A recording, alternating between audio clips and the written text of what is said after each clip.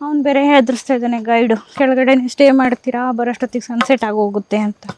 ದಯವಿಟ್ಟು ಗೈಸ್, ಮಕ್ಕಳಿರೋರು, ವಯಸ್ಸಾದವರು, ಮಂಡಿ ನೋವು ಇರೋರು ದಯವಿಟ್ಟು ಇದಕ್ಕೆ ಬರೋಕ್ಕೆ ಹೋಗಬೇಡಿ.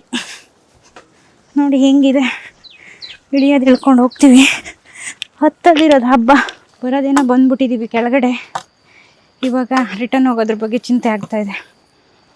ಸನ್ಸೆಟ್ ಆಗೋದ್ರೆ ಇಲ್ಲಿ ಕತ್ಲು ಏನೂ ಕಾಣಿಸಲ್ಲ, ಬೆಳಕು ಬೇರೆ ಇಲ್ಲ. ಸೊ ಕೆಳಗಡೆನೇ ಸ್ಟೇ ಮಾಡೋಣ ಅಂದರೆ ಏನೂ ತಂದಿಲ್ಲ, ಬಟ್ಟೆ ಎಲ್ಲ ಮೇಲೇ ಇದೆ. ನೋಡೋಣ ಏನಾಗುತ್ತೆ ಅಂತ.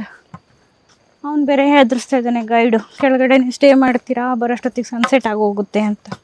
ಸುಮಾರು ಒಂದು ಅರ್ಧ ಗಂಟೆ ಬಂದ ಮೇಲೆ ಇಲ್ಲೆಲ್ಲ ಹೋಮ್ ಸ್ಟೇಗಳಿದ್ದಾವೆ, ಇರ್ಬೋದು. ಬಟ್ ಹಳ್ಳಿ ಲೈಫು ಚೆನ್ನಾಗಿದೆ. ಹೋಮ್ ಸ್ಟೇಸ್, ಹಳ್ಳಿ ಲೈಫ್. ಬೆಳಗ್ಗೆ ಎದ್ದ ತಕ್ಷಣ ಒಳ್ಳೆ ವ್ಯೂ ಸಿಗುತ್ತೆ. ಇನ್ನೂ ಅರ್ಧ ದೂರ ಬಂದಿದ್ದೀವಿ ಅಷ್ಟೇ, ಇನ್ನೂ ಅರ್ಧ ದೂರ ಹೋಗಬೇಕು. ಇದು ಬೇರೆ ಅಲ್ಲಲ್ಲಿ ಶಾಪ್ಗಳು. ಇವ್ರ ಜೀವನಕ್ಕೆ ಈ ಥರ ಶಾಪ್ಗಳು, ಈ ಕಡೆ ಮನೆ ಇದೆ.